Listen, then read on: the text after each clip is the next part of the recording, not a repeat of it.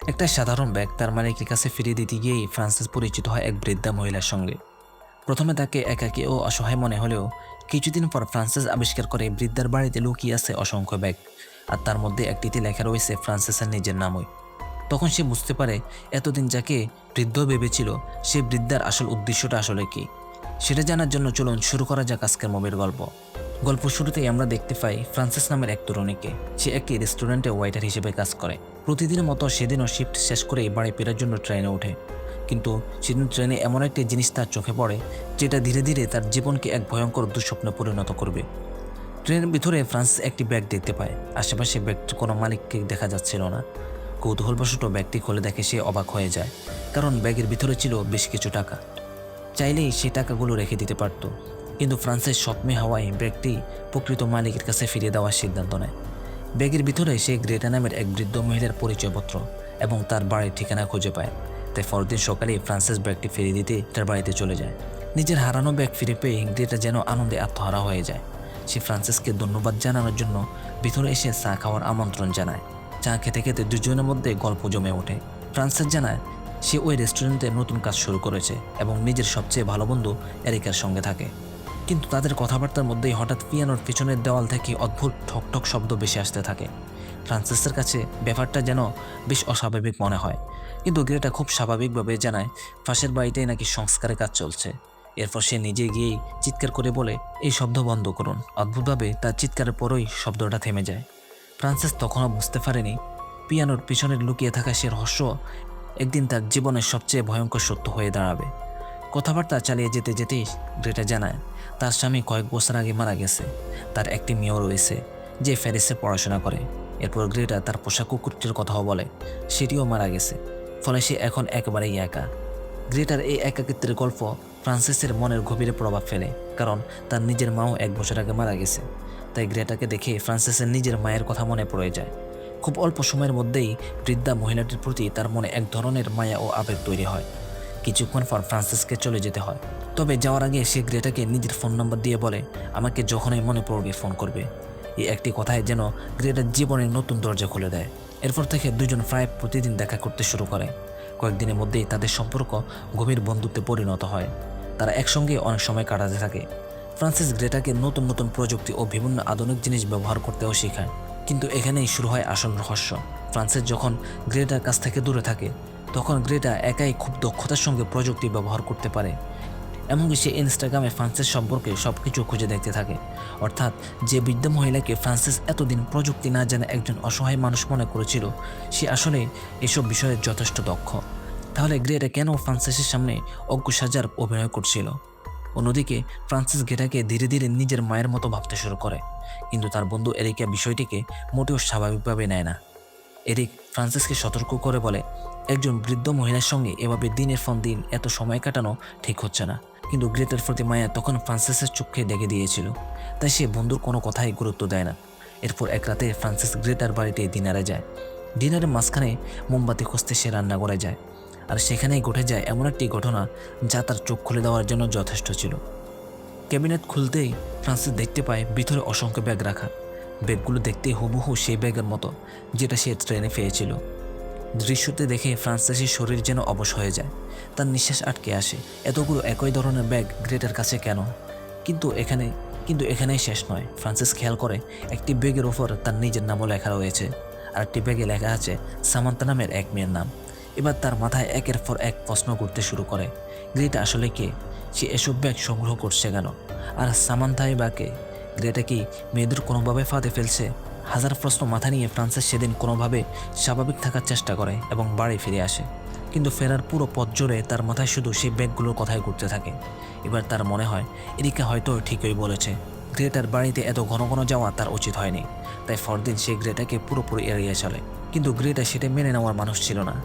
তৃতীয় দিন সকালে ঘুম থেকে উঠেই ফ্রান্সিস নিজের ফোন হাতে নিয়ে দেখে গ্রেটার 80টিরও বেশি মিসড কল এসেছে। এর সঙ্গে রয়েছে একের পর এক অদ্ভুত মেসেজগুলো এমন যেন ফ্রান্সিসের সঙ্গে কথা না বলে গ্রেটা এক মুহূর্তও থাকতে পারছে না।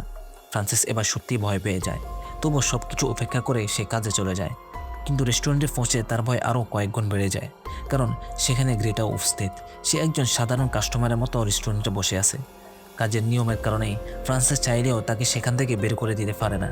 শেষ পর্যন্ত তাকে গ্রেটার মুখোমুখি হতে হয়।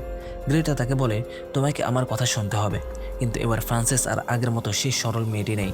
সে সরাসরি বলে, আমি তোমার একটা কথাও শুনবো না, কারণ আমি এখন তোমার আসল সত্য জেনে গেছি। ফ্রান্সিস গ্রেটাকে জানিয়ে দেয় তার ক্যাবিনেটে সে অনেকগুলো ব্যাগ দেখেছে, এমনকি একটি ব্যাগের উপর নিজের নামও লেখা।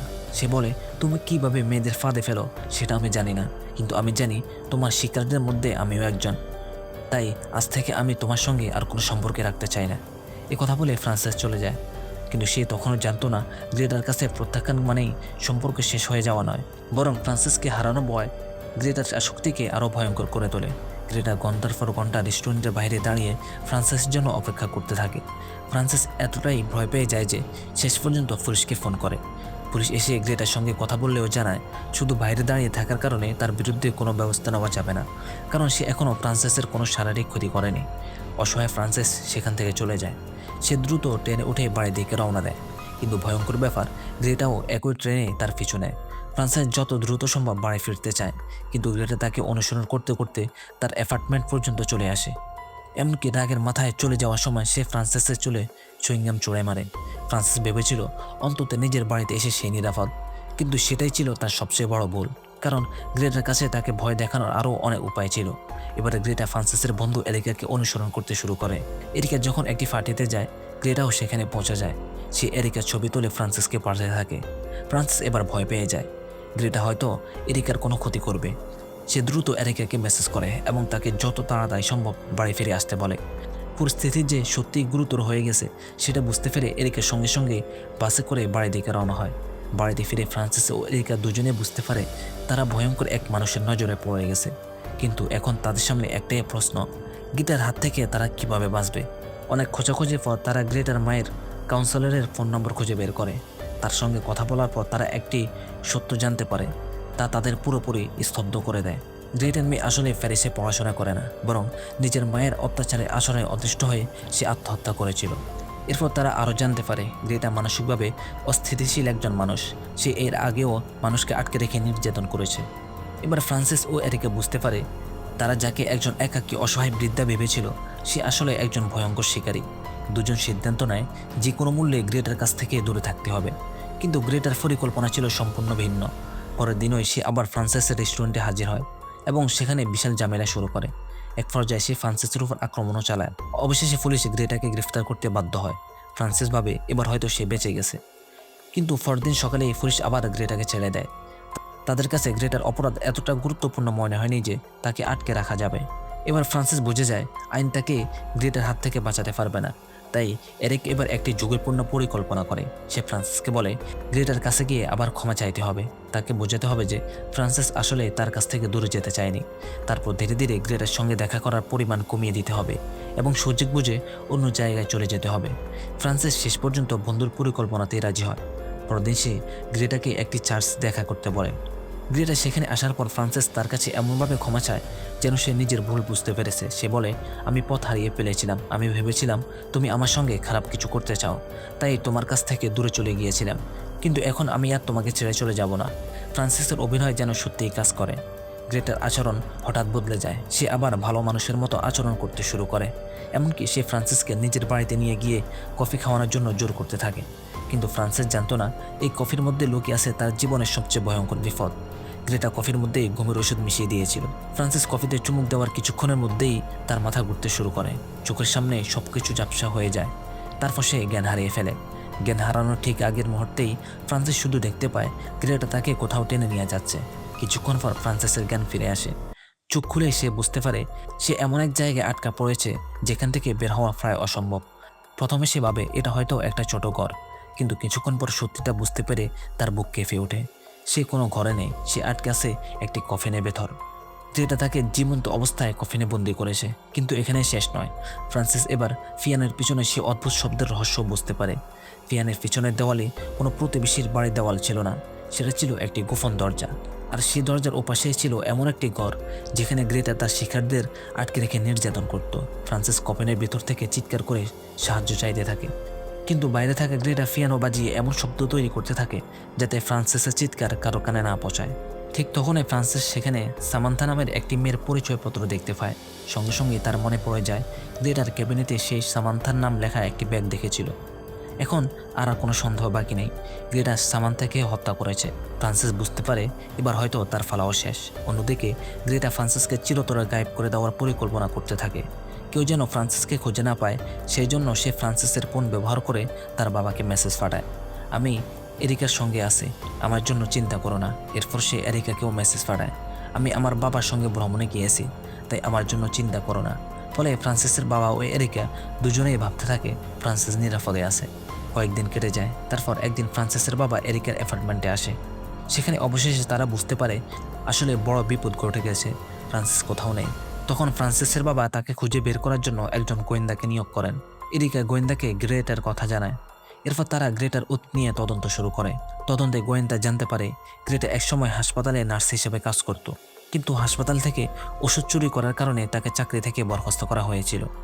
গ্রেটা সম্পর্কে আরও তথ্য সংগ্রহ করার পর গোয়েন্দা ও এরিকা তার বাড়িতে যায়।